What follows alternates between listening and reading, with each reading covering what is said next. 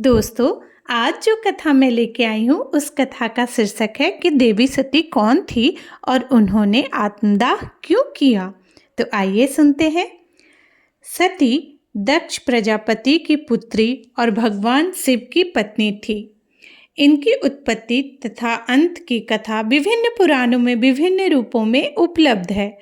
शिव पुराण में भगवान शिव की प्रधानता के कारण शिव को परम तत्व एवं शक्ति को उनकी अनुगामिनी बताया गया है। इसी के समानांतर शाक्त पुराणों में शक्ति की प्रधानता होने के कारण शक्ति को परम शक्ति तथा भगवान शिव को उनका अनुगामी बताया गया है।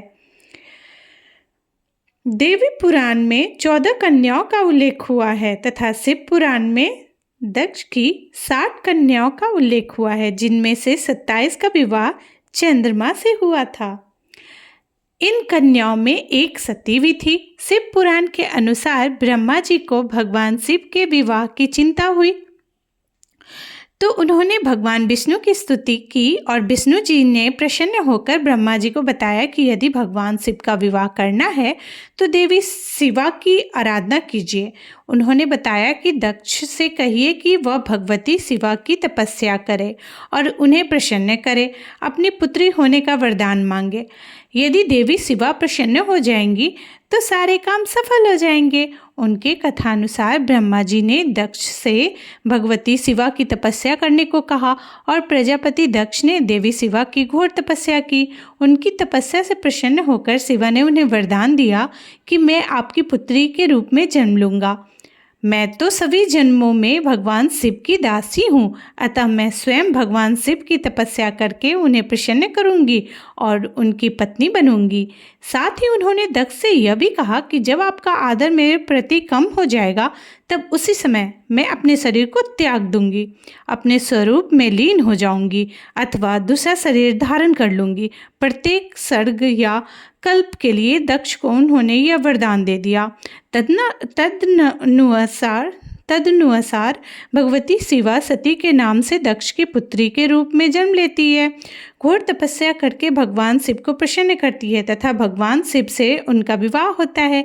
इसके बाद की कथा श्रीमद् भागवत महापुराण में वर्णित कथा के काफ़ी हद तक अनुरूप की है। प्रयाग में प्रजापतियों के एक यज्ञ में दक्ष के पधारने पर सभी देवतागण खड़े होकर उन्हें आदर देते हैं, परंतु ब्रह्मा जी के साथ शिव जी भी बैठे रह जाते हैं। लौकिक बुद्धि से भगवान शिव को अपना जमाता अर्थात पुत्र समान मानने के कारण दक्ष उनके खड़े न होकर अपने प्रति आदर प्रकट न करने के कारण अपना अपमान महसूस करता है और इसी कारण उन्होंने भगवान शिव के प्रति अनेक कुटित्तियों का प्रयोग करते हुए उन्हें यज्ञ भाग से वंचित करने का श्राप दे दिया। इसी के बाद दक्ष और भगवान शिव ने मालिन्य उत्पन्न हो गया। तत्पश्चात अपनी राजधानी कनखल में दक्ष के द्वारा एक विराट यज्ञ का आयोजन किया गया, जिसमें उन्होंने न तो भगवान शिव को आमंत्रित किया और न ही अपनी पुत्री सती को।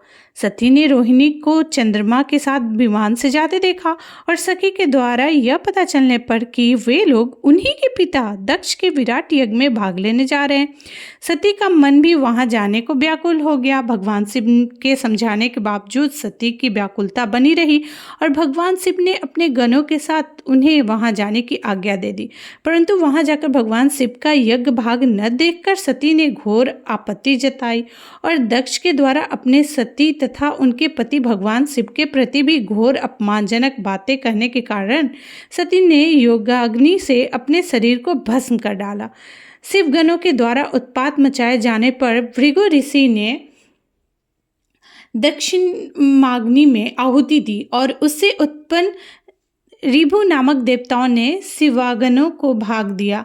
इस समाचार से अत्यंत कुपित भगवान शिव ने अपनी जटा से वीरभद्र को उत्पन्न किया और वीरभद्र ने गण सहित जाकर दक्ष का विध्वंस कर डाला। शिव ने विरोधी देवताओं तथा ऋषियों को यथा योग्य दंड दिया तथा दक्ष के सिर को काटकर हवन कुंड में जला डाला। तत्पश्चात देवताओं सहित ब्रह्मा जी के द्वारा स्तुति किए जाने से प्रसन्न भगवान शिव ने पुनः यज्ञ में हुई क्षतियों की पूर्ति तथा दक्ष का सिर जल जाने के कारण बकरे का सिर जरवा कर उन्हें भी जीवित कर दिया।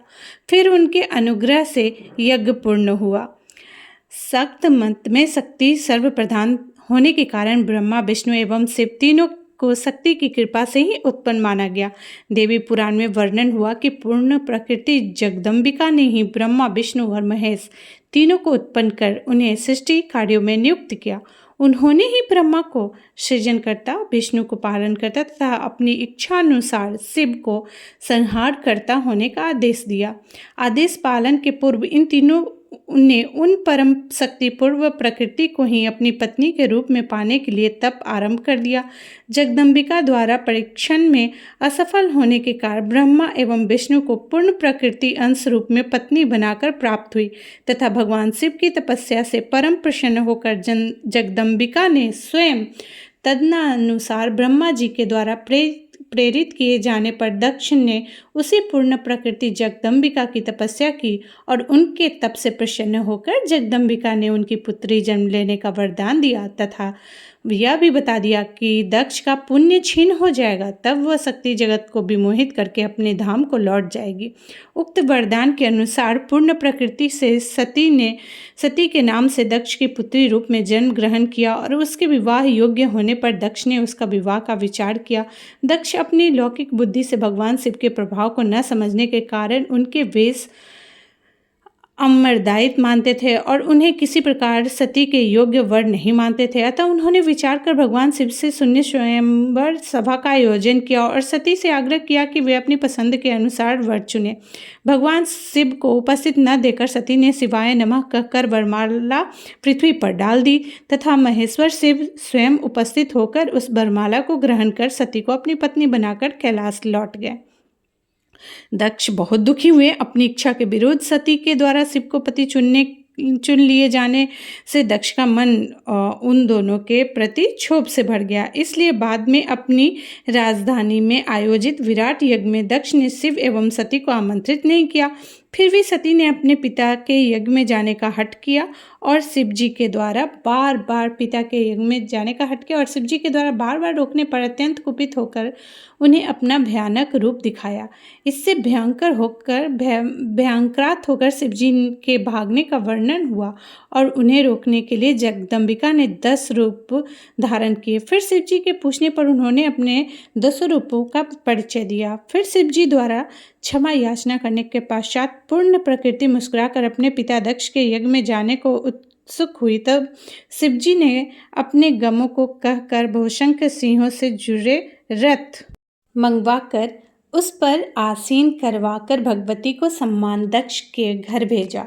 शेष कथा कतिपय अंतरों के साथ पूर्ण वर्णित कथा के प्रायः अनुरूप ही है, परंतु इस कथा में कुपित सती छाया सती को लीला का आदेश देकर अंतर्ध्यान हो जाती है और उस छाया सती के भस्म को जाने पर बात खत्म नहीं होती, बल्कि शिव के प्रसन्न होकर यज्ञ पूर्ण का संकेत दे देने के बाद छाया सती की लाश सुरक्षित तथा दीदी पैमान रूप में दक्ष की यज्ञशाला में पुनः मिल जाती है और फिर देवी सती द्वारा पूर्व में ही भविष्यवाणी रूप में बता दिया जाने के बावजूद लौकिक पुरुष की तरह शिवजी विलाप करते हैं तथा सती की लाश सिर पर धारण कर विक्षिप्त की तरह भटकते हैं।